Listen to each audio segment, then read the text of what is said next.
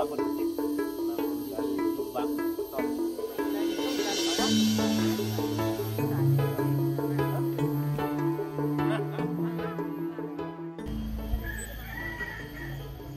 Pak pengelolaannya mulai awal ada benihnya kemudian sampai sekarang pada gimana Pak, ceritakan proses ini kan nggih.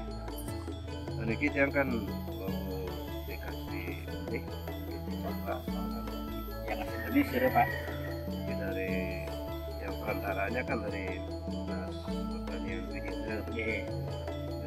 Terus dia lagi menyiapkan lahan yang tidak begitu ambil benihnya dulu, kita siapkan lahannya dulu, kita siap lahan baru kita kotak, kemudian kita tanam, tapi tanggalnya kita lupa kalau udah tua nih gitu. Perlakuannya gimana Pak setelah ditanam, apakah ada perlu pupuk nanti kan? Sementara kita nonton pengukuran ini dalam pupuk residu tanaman yang sudah dahulu. Tapi kan pakai pupuk-pupuk yang katakanlah pabrik ini ke kira-kira di pikiran Bapak sebelumnya mau bagus nggak ini pupuk? Ini yang pendapat karena mengingat sifat kedelai juga ini kan yang mendapat pupuk dari alam ini yang optimis bahwa ini bisa hidup di samping ini karena tanaman sebelumnya kita juga udah memakai pupuk organik, mungkin masih dapat pupuk sisa gitu. Nah dalam perjalanannya waktu pertumbuhan ada nggak hambatan-hambatan misalnya ada hama atau penyakit? Untuk hama dan penyakit sampai saat ini belum. Tapi memang dari persentase tumbuh itu tidak 100%. Berapa persen Pak kira-kira? Sekitar 80% ya yang tumbuh. Mungkin cara tanam kita yang salah. Ada yang terlalu dalam itu kita akan pakai tugal. Dan keadaan tanah waktu itu habis kita siram agak becek, mungkin ke dalam gitu. Mungkin salah satunya kita tidak memponis benihnya itu tidak berkualitas, mungkin kesalahan kita. Nah dari yang tumbuh nih sampai sekarang nih kita panen tadi pertumbuhannya gimana Pak? Menurut Bapak nih? Menurut teman yang kecil Pak.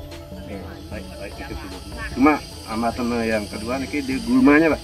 Kalau ini masalah penanganan gulma kita hanya mengenalkan mencabut, kita tidak berani pakai artinya alat-alat obat kimia karena kita mungkin obat kimia itu kita takut berdampak pada buah kedelainya nanti.